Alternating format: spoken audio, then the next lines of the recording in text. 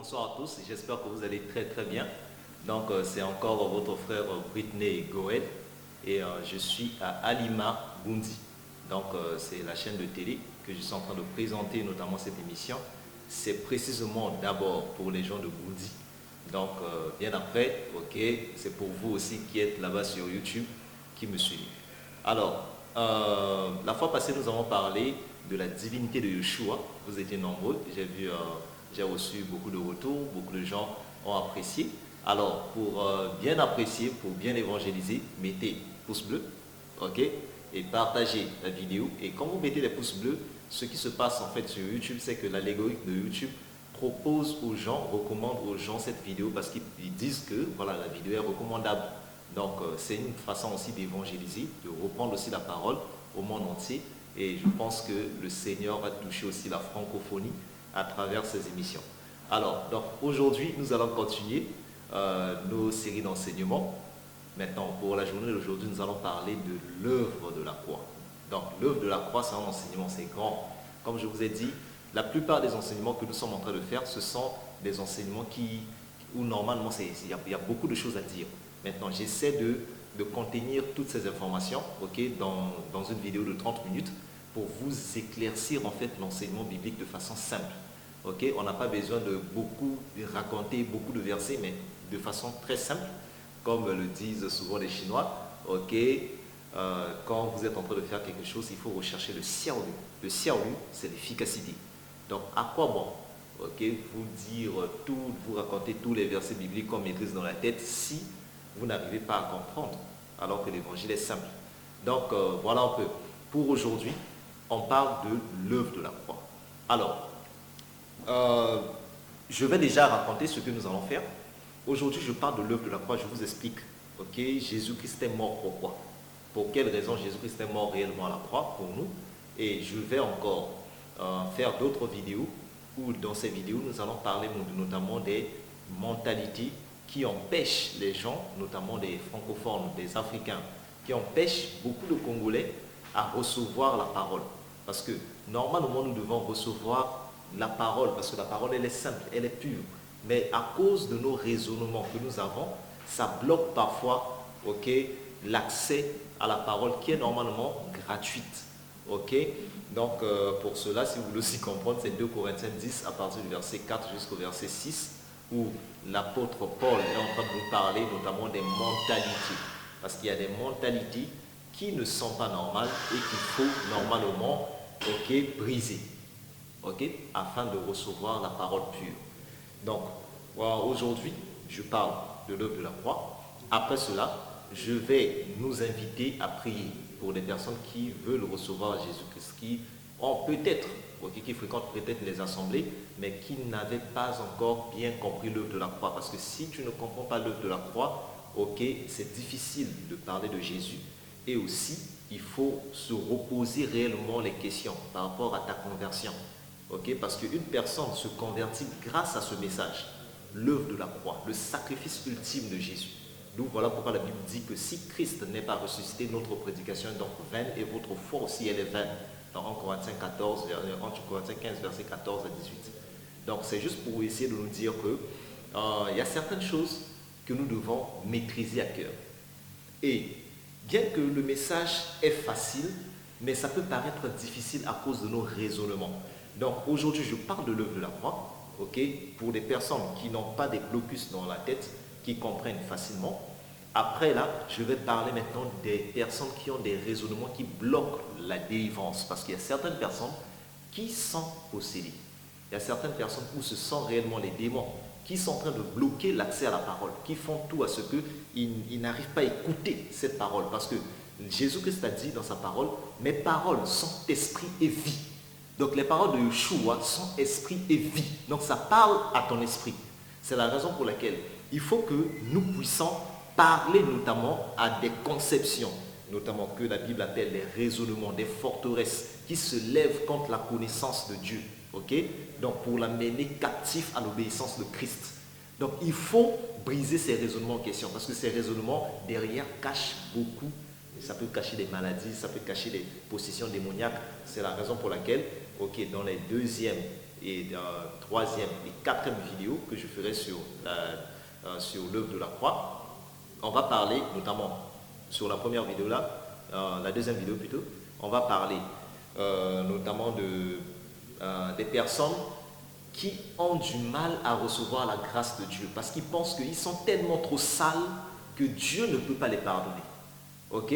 Ça, c'est une conception, notamment, on parlera de ça parce que ça bloque l'accès à la parole, alors que la parole est facile, est simple. Il y a une deuxième conception que les gens ont souvent, cette conception où les gens ont du mal à pardonner à ceux qui les ont fait du mal. Ils ont besoin de Dieu, ils veulent bien sûr de Jésus, que Jésus-Christ les sauve.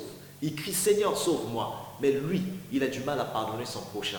Et le Seigneur dit que si tu ne pardonnes pas au prochain, lui aussi ne peut pas te pardonner. C'est ça ce qui fait que ça crée un blocus.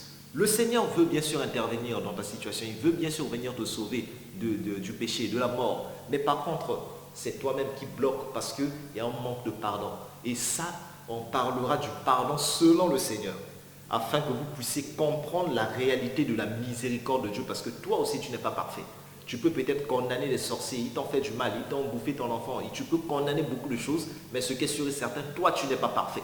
Le fait que tu n'es pas parfait, toi aussi tu es pécheur, tu es condamnable au même pied d'égalité que l'autre. Mais il faut maintenant arriver aussi à comprendre que l'autre aussi est pécheur et que lui aussi mérite la miséricorde et la grâce du Seigneur de la même façon que toi tu as reçu la miséricorde. Et ça, c'est un point où on parlera. Et encore un autre point où on parlera encore, toujours sur l'œuvre de la croix, c'est le point notamment avec les Africains.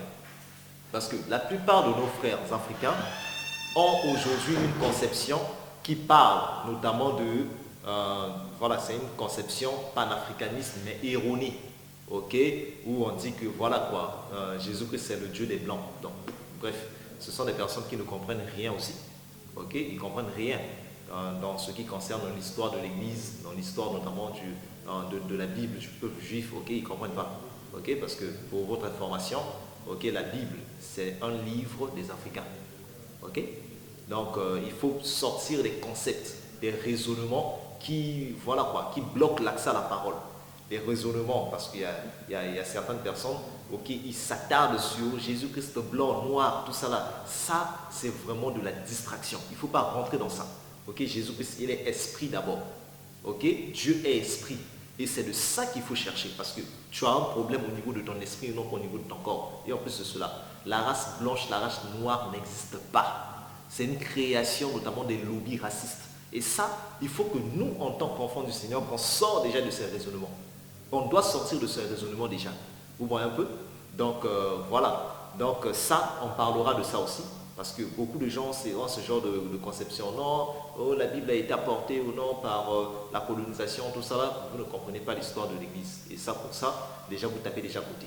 Donc, on parlera de ça aussi, de ce point-là, parce que c'est vraiment très important. Et après avoir parlé de ces points, donc de tous ces points qu'on parlera, on priera pour les gens. On fera des prières, ok, notamment en ligne. Ok, on fera des prières et vous allez voir ce qui va se passer depuis chez vous, à la maison, partout là où vous êtes, où vous écoutez seulement ma voix. Vous allez voir que la puissance de la résurrection ne blague pas. Ok, on a un Dieu puissant qui traverse les frontières, qui traverse les limites, qui n'a pas besoin de visa pour se rendre aux États-Unis, pour se rendre au Cuba. Il n'a pas besoin de tout ça. Il est Dieu, il est puissant. Donc voilà un peu de ce que nous allons parler. Après avoir parlé de toutes ces choses, on prie pour notamment les délivrances de ces personnes, seulement ici en ligne, bien sûr. On va vous montrer aussi comment aussi le faire, aussi se crier à Dieu. Parce que c'est le Seigneur Yeshua qui délivre, ce n'est pas moi qui délivre. C'est Jésus qui délivre. Donc tu peux crier à lui et il va te répondre par rapport à ce sujet.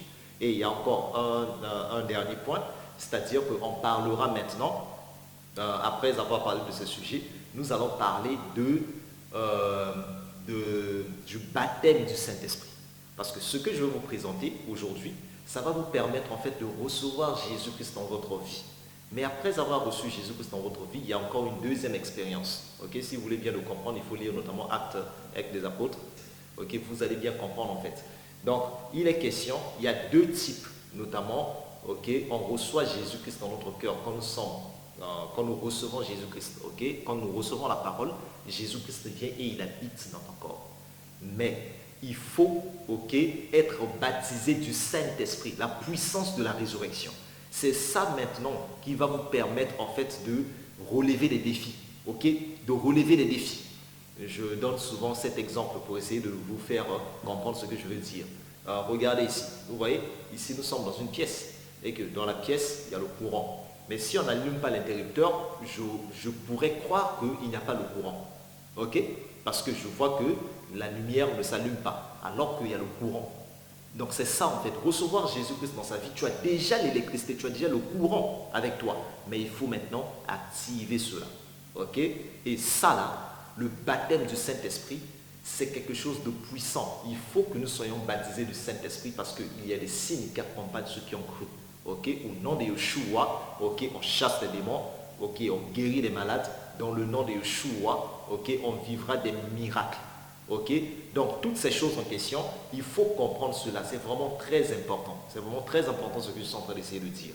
Donc voilà. On parlera d'abord. Donc aujourd'hui, nous allons parler de l'œuvre de la croix de façon générale.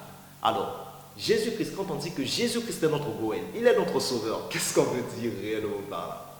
Donc, je vais lire un passage qui va vraiment déjà nous bénir. Le passage en question, c'est dans Colossiens. Alléluia. Alléluia. Le passage en question, c'est dans Colossiens 2, pour que vous compreniez, ok, le but principal de Jésus. Parce que beaucoup de gens pensent, oui, on les a mal prêchés, on dit, viens à Jésus, ok, tu vas recevoir le mariage, tu auras le visa, viens à Jésus, tu auras l'argent, tout ça. C'est pas biblique, c'est pas un message biblique, ok. C'est viens à Jésus pour que tu sois sauvé, ok. Jésus-Christ te sauve en fait. Notamment, Jésus-Christ, il a bien dit, ok, ne pensez pas que je suis venu apporter la paix dans le monde. Non, il n'est pas venu apporter la paix dans le monde. Il est venu apporter l'épée, la parole de Dieu. Ok? Donc, ne pensez pas que Jésus-Christ est venu pour remplir vos poches, vos comptes bancaires. Non, ce n'est pas sa mission. Ok? Il faut que ça soit très clair. Si tu veux avoir l'argent, va travailler. Ok? Va travailler et la bénédiction du Seigneur t'accompagne et tout ce que tu touches est béni. C'est ça ce qui fera qu'il y aura notamment la matérialisation de la bénédiction de Dieu qui est dans ta vie. Ok? Mais si tu restes comme ça, tu ne fais rien, rien ne va se passer. Donc ça aussi, toutes ces choses en question, on parlera de ça. Mais ce sont des enseignements qui viendront bien après. Mais aujourd'hui, je veux vous parler notamment de la mission de Jésus. Ok? L'œuvre de la croix. Quand on dit que Jésus-Christ, il nous a sauvés normalement de croix. Ok, on va prendre Colossiens 2 à partir du verset 14 jusqu'au verset 16. La Bible nous dit, il a effacé l'acte dont les ordonnances nous condamnaient et qui subsistait contre nous en le clouant à la croix. Il a dépouillé les dominations et les autorités et les a livrées publiquement en spectacle en triomphant d'elles par la croix. 2. Que personne donc ne vous juge au sujet du manger ou du boire ou au sujet d'une fête, d'une nouvelle lune ou des sabbats, des shabbats. Ok?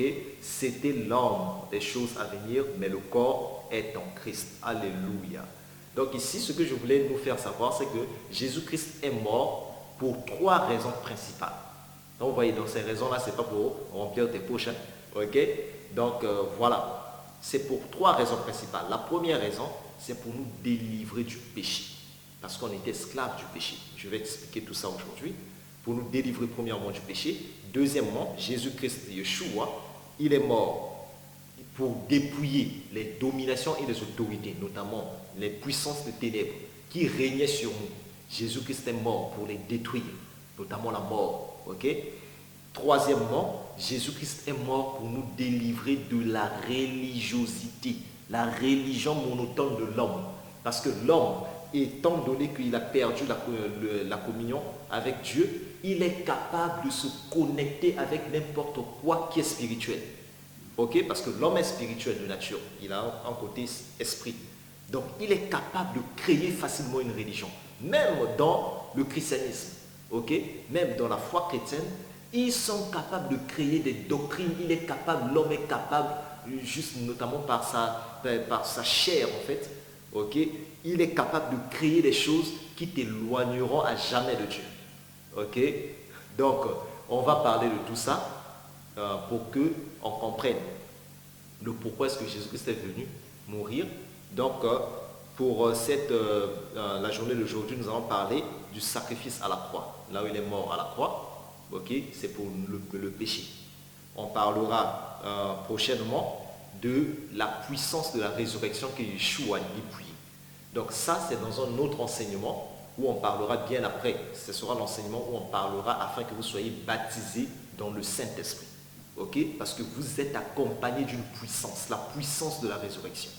Et lorsque vous allez comprendre l'autorité spirituelle que vous avez avec Yeshua, la maladie, ok?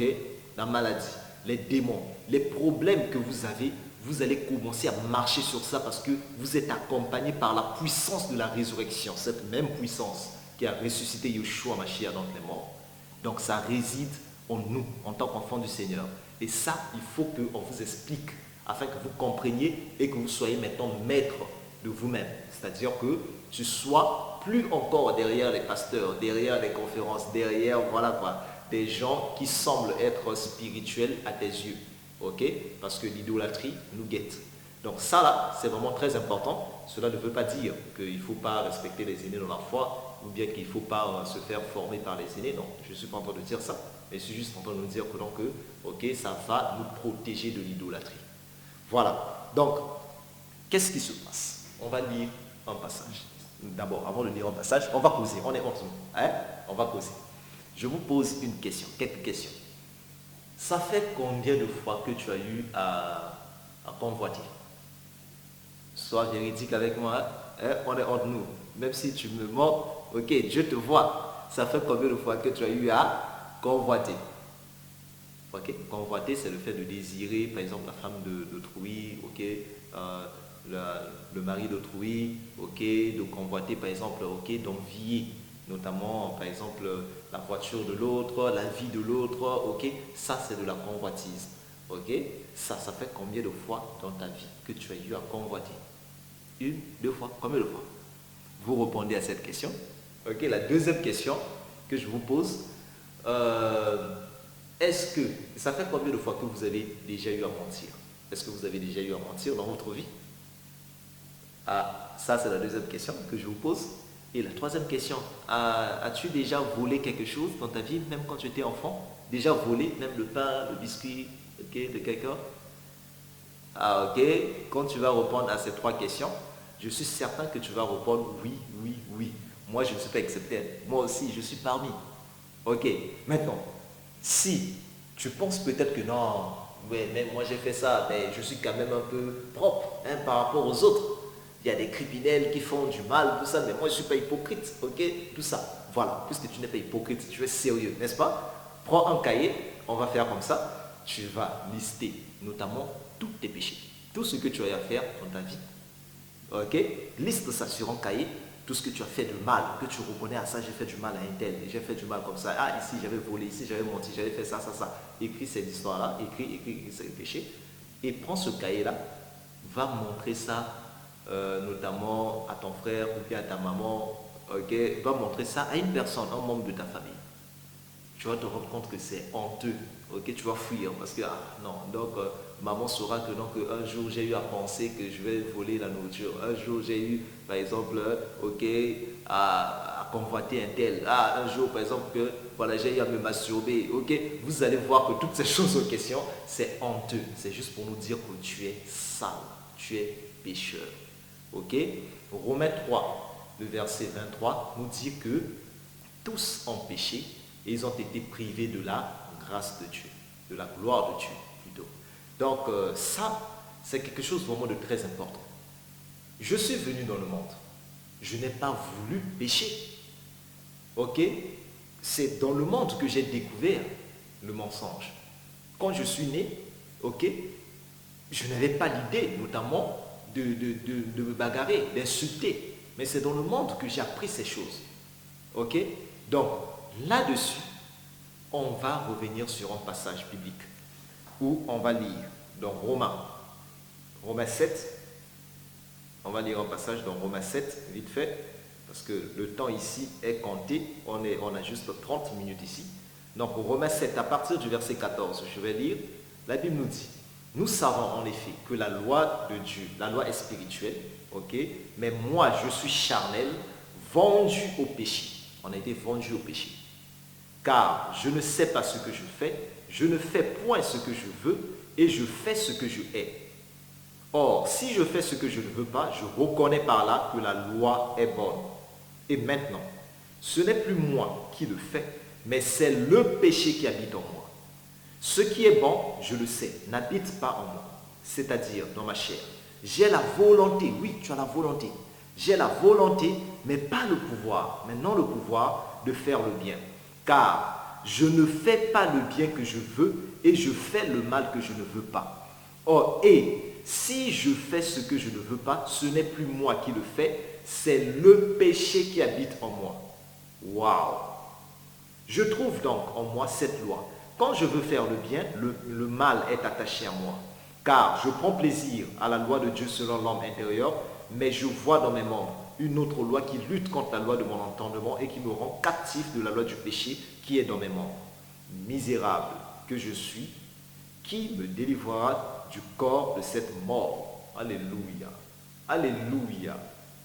Grâce soit rendue à Dieu par Jésus-Christ notre Seigneur. Alléluia, c'est fort. Ici, la Bible est en train de nous expliquer que j'ai bien sûr la volonté. Il y a certaines choses dans ta vie que tu sais que ça c'est mal. Je sais que prendre la femme d'autrui c'est mal. Je sais que me masturber c'est mal. Il y a certaines personnes même, bien qu'ils ont des petites amies, ok? Ils ont des petites amies, hein, ces personnes. D'autres, ils sont même mariés, mais ils se masturbent quand même dans les coulisses. Qu'est-ce qui se passe? Il y a d'autres personnes qui aujourd'hui, ils sont à fond dans le péché, que eux-mêmes, ils veulent même se débarrasser. Il y a certaines personnes qui sont des prostituées, qui veulent même se débarrasser de la prostitution. D'autres, ils veulent se débarrasser du vol. Il veut arrêter cela. Dans son cœur, il ne veut plus, parce qu'il sait qu'à chaque fois lorsqu'il fait, il y a des répercussions qui sont mauvaises. Mais à chaque fois lorsqu'il veut prendre la décision d'arrêter, mais c'est comme s'il y a une chose qui le pousse toujours à refaire ces mêmes choses. Et lorsqu'il le fait, il se culpabilise. Et c'est ça, ok, ce que la Bible appelle par la loi du péché, ok, qui est dans notre monde. Alors, qu'est-ce qui s'est passé? En effet, la Bible, quand on a lu Romains 7, verset 14, on a dit que nous savons que la loi de Dieu elle est bonne, mais moi je suis charnel parce que j'ai été vendu au péché. Il faut maintenant se poser la question, ok? Je commets ces péchés en question. Comment est-ce que ça m'est parvenu?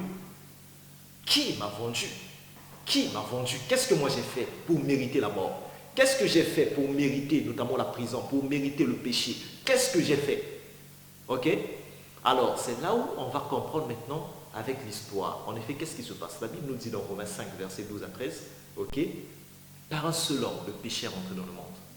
Par un seul homme, le péché est rentré dans le monde. Un seul homme, qui? Adam. Adam, notre grand-père, notre ancêtre, ok? Le premier humain que Dieu a créé sur la terre. Alors, lui, quand Dieu l'a créé, il avait toutes ses aptitudes, ok? Dieu l'a créé, c'était un homme, ok? Il n'avait pas de problème, ok, de communion avec le Seigneur. Mais il y a une chose qui s'est passée. L'homme a péché. L'homme a désobéi à Dieu. En faisant quoi? Ok? Tout simplement, Dieu avait placé une loi, ok, notamment sur un arbre interdit, ok, en disant qu'il ne faut pas prendre le fruit de l'arbre de la connaissance du bien et du mal. Mais l'homme, ok, il a désobéi. Donc, qu'est-ce qui s'est passé? L'homme, à l'époque, c'est lui qui était le prince de ce monde. Mais quand il a failli, notamment quand il a péché, ok, parce qu'il a été trompé par notamment le diable, ça c'est encore un démon en fait, c'est une personnalité, un personnage biblique, ok. Le diable, c'est lui, par jalousie, ok, il a incité l'homme à pécher contre Dieu, parce que lui aussi, il était un pécheur, il avait eu à pécher contre Dieu. Et donc, par rapport à cela, vu qu'il a été rejeté par Dieu après avoir péché, il a voulu entraîner aussi l'homme aussi dans le péché afin que l'homme aussi tombe dans la désobéissance et qu'il perde la vie éternelle parce qu'on a été créé éternel. Qu'est-ce qui se passe? L'homme en péchant, lui qui était le prince de ce monde, en péchant, il y a une chose qui s'est passée. Ok? La Bible nous dit, dans Romains 8, le verset 19 à 20, la Bible nous dit que la création tout entière a été soumise par la vanité à la mort. Non pas de son gré, c'est pas de son gré. Donc moi je suis devenu pécheur, non pas de mon gré. non pas de son gré, ok, mais à cause de celui qui l'a soumis, qui? Adam. Adam, notre grand-père, il a commis cette erreur. Et en commettant cette erreur, il a tué toute la création tout entière. Les animaux meurent, c'est à cause d'Adam, ok, à cause de notre ancêtre. Ok, nous mourons à cause de notre ancêtre, on vieillit à cause de cet acte de désobéissance. La mort est rentrée dans le monde. Il y a des tsunamis, il y a toutes ces choses en question. Le mal est rentré, le péché est rentré dans le monde à partir de cette histoire. Et c'est par là que nous, on se retrouve pécheurs de naissance. Et on essaie par nos propres efforts à essayer d'atteindre la justice de Dieu, à chercher Dieu. C'est ça la source véritable de toutes les religions qui existent, des religions. Parce que l'homme cherche à se reconnecter avec Dieu par ses propres moyens. Alors que Dieu, ok, il avait un plan pour cela. Et le plan en question, c'est Yeshua qui est notre Goé. C'est Jésus-Christ qui est notre sauveur. Ça, je vais expliquer ça. Ok? Mais comprenez que c'est Adam qui a rendu notamment l'autorité, le pouvoir à Satan. On peut le lire notamment dans Luc 4, le verset 6, là où Satan est en train de dire, ok, il disait à Jésus que si tu te prosternes devant moi, donc devant lui, je te donnerai la gloire de cette terre, car cette gloire m'a été donnée. Ok? Qui l'a donné cette gloire? Qui l'a donnée? C'est pas Dieu, mais c'est Adam, notre ancêtre. C'est lui qui a donné la gloire notamment à Satan. Et en donnant la gloire à Satan, ok, Satan est devenu le prince de ce monde.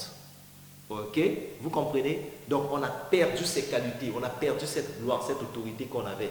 Et Satan, ok, il se réjouit à nous faire esclaves du péché. Donc voilà le message de comment est-ce que nous sommes devenus pécheurs. Nous sommes devenus pécheurs, c'est après cette histoire, notamment d'Adam et Ève. Adam, puisque tu as tué toute la création, il faut aussi que tu sois condamné. Et par rapport à cela, nous allons continuer notamment, ok, la suite de cet enseignement, afin que nous puissions notamment bien expliquer, ok, la divinité, notamment l'œuvre de la croix, parce que c'est vraiment très important. Ok, c'est en enseignement, il faut quand même qu'on fasse ça quand même bien, ok, de façon assez complète. Pas totalement, mais quand même que vous ayez des informations précises pour mieux comprendre. Donc, pour la suite, on se retrouve sur une autre vidéo. Ok, vous retenez Kering Congo, c'est notre page Facebook et notre chaîne YouTube. Abonnez-vous, ok, activez la cloche de notification afin de retrouver toutes nos nouvelles vidéos qui vont venir notamment chaque semaine. Donc pour cela, ok, on se dit à très bientôt et que le Seigneur vous bénisse.